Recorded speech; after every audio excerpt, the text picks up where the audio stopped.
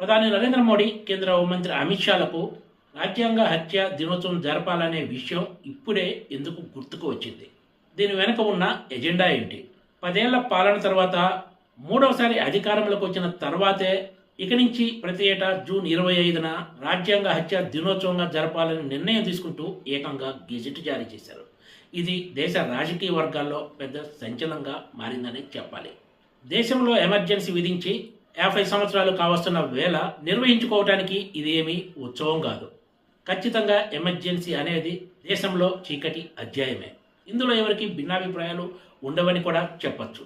కానీ అధికారంలోకి వచ్చిన తర్వాత 10 ఏళ్ల పాటు ఎప్పుడూ గుర్తుకురాని రాజ్యాంగ హత్య దినోత్సవం అకస్మాత్తుగా ఇప్పుడే ఎందుకు తెర మీదకు వచ్చిందన్నదే చర్చనీయాంశం.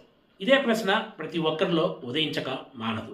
ఇది పూర్తిగా రాజకీయ కోణంలో తీసుకున్న నిర్ణయంగానే కనిపిస్తుంది. అంతే తప్ప ఇందులో ఏమాత్రం హేతుబద్ధత లేదనే అభిప్రాయం సర్వత్రా వ్యక్తమవుతుంది. ఇప్పుడు అకస్మాత్తుగా కేంద్రంలోని మోడీ సర్కార్ జూన్ 25ను రాజ్యాంగ హత్య దినోత్సవంగా నిర్వహించాలంటూ గెజెట్ జారీ చేయడంపై విస్మయం వ్యక్తమవుతుందనే చెప్పాలి.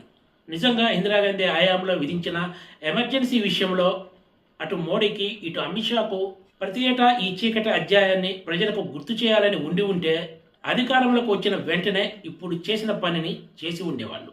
కానీ వాళ్ళు అలా చేయలేదు. ఎందుకంటే గత 10 ఏళ్లుగా దేశంలో మోడీ ఏది చెప్తే అది నడిచింది. అందుకే అప్పుడు ఆ అవసరం రాలేదు.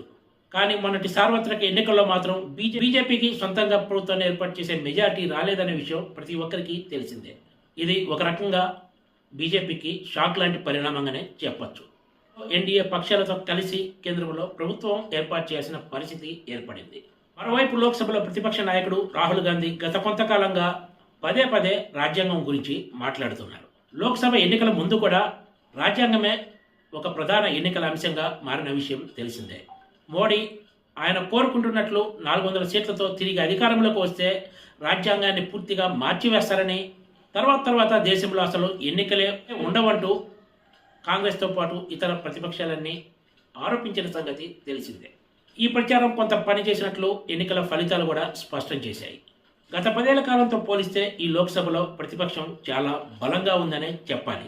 గత 10 ఏళ్ల కాలంలో మోడీ అత్యంత కీలక బిల్స్ విషయంలో కూడా అందరినీ బుల్డోజ్ చేసుకుంటూ తమకు నచ్చినట్లు ఆమోదింపజేసుకొని ముందుకెళ్ళింది.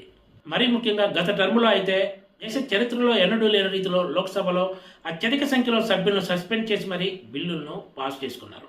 కానీ ఇప్పుడు ఆ పరిస్థితి ఉండే అవకాశం లేదు.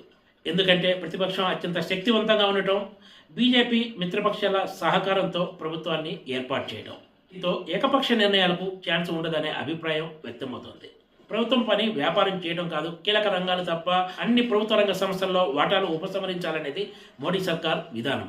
కానీ ఇప్పుడు ఎన్డీఏ సర్కార్ కొలువు తీరిన తర్వాత ఈ వైఖరిలో మార్పు వచ్చినట్లు స్పష్టంగా కనిపిస్తుంది. నష్టాల్లో ఉన్న ప్రభుత్వ రంగ యూనిట్లు కూడా ఏమి చేస్తే లాభాల బాటలోకి వస్తాయన్న అంశంపై అధ్యయనం చేయాలని నిర్ణయించినట్లు తాజాగా ఉక్కు శాఖ మంత్రి హెచ్డి కుమారస్వామి వెల్లడించడం కీలక పరిణామంగా చెప్పుకోవచ్చు. విశాఖపట్నం స్టీల్ ప్లాంట్ విషయంలో కూడా ఆయన ప్రైవేటీకరణ ఉండదని స్పష్టంగా చెప్పారు. దీనికంతటికి కారణం మిత్రపక్షాలపై ఆధారపడి కేంద్రంలోని మోడీ సర్కార్ కొనసాగుతుండటమే అని చెప్పొచ్చు. ఇదిలా ఉంటే బీజేపీ ఎమర్జెన్సీపై చేసిన విమర్శలకు కాంగ్రెస్తో పాటు ఇతర విపక్షాలు కూడా గట్టిగానే కౌంటర్ ఇస్తున్నాయి. గత 10 ఏళ్ల కాలంగా దేశంలో సాగుతున్నదే అప్రకటిత ఎమర్జెన్సీ అంటూ ఘాటు వ్యాఖ్యలు చేస్తున్నారు. అసలు ఎలాంటి చర్చ లేకుండా కేంద్రంలోని బీజేపీ సర్కార్ అకస్మాత్తుగా రాజ్యాంగ హత్య దినోత్సవం అంటూ ప్రకటన చేయడంతో ఆ పార్టీ టెన్షన్లో ఉందో అర్థమవుతుందనే విమర్శలు కూడా వినిపిస్తున్నాయి.